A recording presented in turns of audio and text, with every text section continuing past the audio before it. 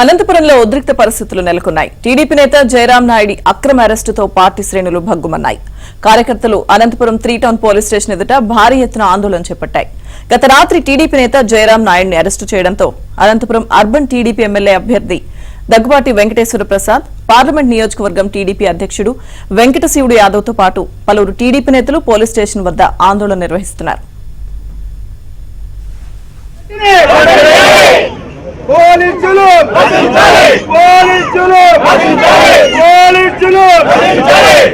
కేవలం ప్రజా ఆదరణ పొందిన జయరాం నాయుడిని అరెస్ట్ చేస్తే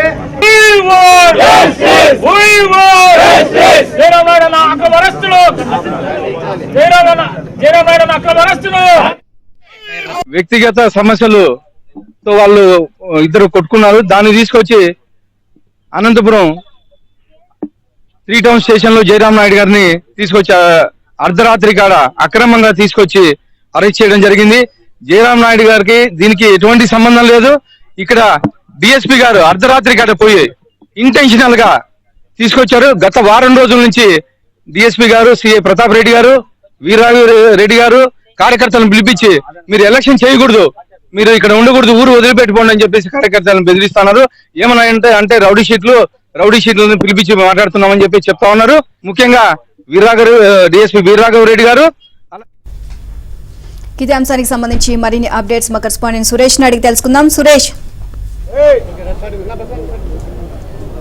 టీడీపీ రాష్ట్ర కార్యదర్శి జయరాం నాయుడు అక్రమ అరెస్ట్ నిరసిస్తూ టీడీపీ శ్రేణులు పెద్ద ఎత్తున ఆందోళనకు దిగాయి.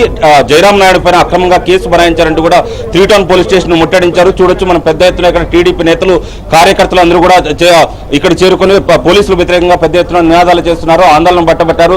కుటుంబ సభ్యులు కూడా ఇక్కడ చేరుకుని ఆందోళన చేయాల్సిన పరిస్థితులు ఏర్పడ్డాయి.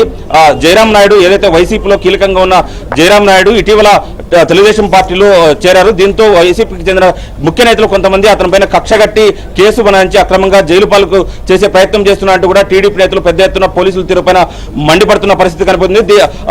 అరెస్ట్ నిరసిస్తూ కూడా టీడీపీ అభ్యర్థి దగ్గుబాటి వెంకటేశ్వర ప్రసాద్, అనంతపురం జిల్లా టీడీపీ అధ్యక్షుడు వెంకటశివుడు యాదవ్ కూడా ఇక్కడ 3 టౌన్ పోలీస్ స్టేషన్ చేరుకొని ఆందోళన చేపడుతున్నారు. దీనిపైన మాట్లాడేందుకు వెంకటేశ్వర ప్రసాద్ మన దగ్గర ఉన్నారు. ఎట్లా చూస్తారు ఎలక్షన్ సమయంలో ఈ తరహాలో అరెస్టులు ఏ విధంగా చూస్తారు? ఇక్కడ ఓడిపోతున్నామని చెప్పేసి వెంకటరామరెడ్డి గారి అక్రమ అరెస్ట్ చేయించడం జరిగింది.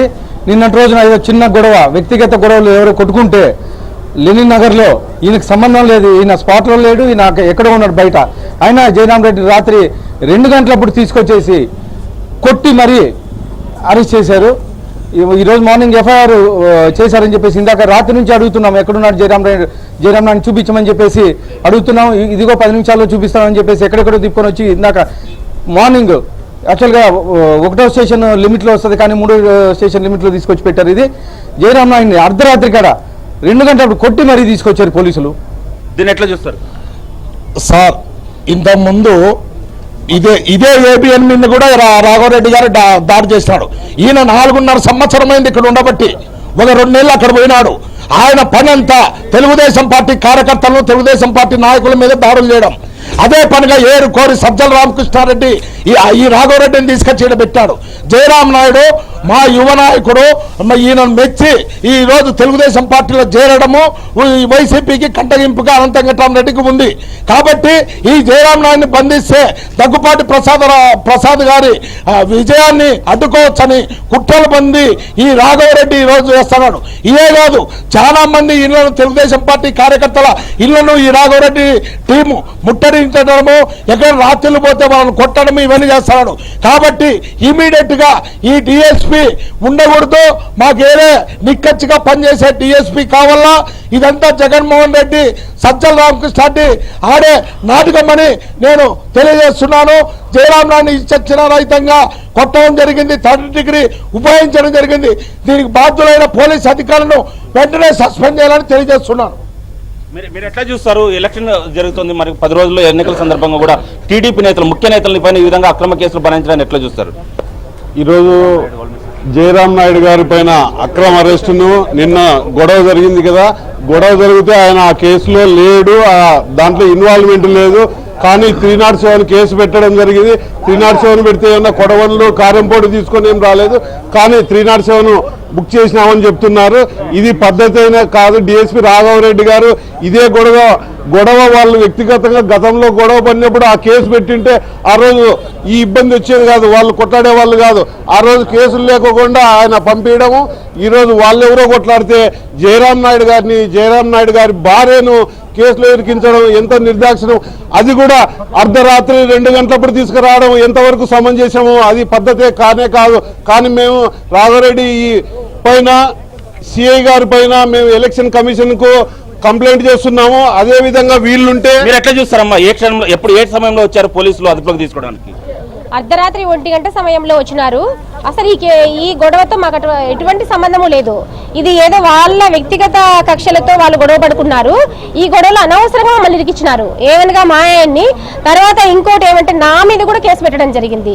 ఇది ఎంత అసలు జుగుప్సాకరమైన విషయం అంటే ఎమ్మెల్యేకు ప్రజలతో ఓట్లు వేయించుకొని గెలిచడం చేతగా దద్దమ్మ వలె ఈ విధంగా అక్రమ కేసులు బనాయించి మమ్మల్ని దౌర్జన్యంగా లోపలికేసి ప్రజలతో దౌర్జన్యకరమైన ఎన్నికలు నిర్వహించాలని చూస్తున్నాడు. ఇది చాలా అన్యాయం.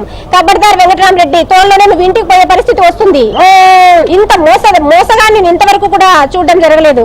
ఈ ఎలక్షన్ అనేది ప్రజలతో ఓట్లు ఇప్పించుకుని గెలిచి నీకు చేతనైతే ఇదేంది రాజకీయం? రౌడీ రాజకీయం ఇది. ఇదేనా మీ ప్రభుత్వం? అక్రమ కేసులు బనాయించి రౌడీ రాజ్యం తరహాలో వ్యవహరిస్తున్నారు. అర్ధరాత్రి కూడా అరెస్ట్ చేసి ఇద్దరు వ్యక్తిగతంగా జరిగిన ఒక చిన్న గొడవను తీసుకొచ్చి 307 సెక్షన్లు పెట్టడం ఏంటంటూ కూడా కుటుంబ సభ్యులు మండిపడుతున్న పరిస్థితి ఉంది. ప్రజాస్వామ్యయుతంగా గెలుపొందాలు కానీ ఈ తరహాలో అక్రమంగా కేసులు బనాయించడం ఏంటంటూ కూడా కుటుంబ సభ్యులతో పాటు టీడీపీ నేతలు కార్యకర్తలు పెద్ద ఎత్తున పోలీసుల తీరుపైన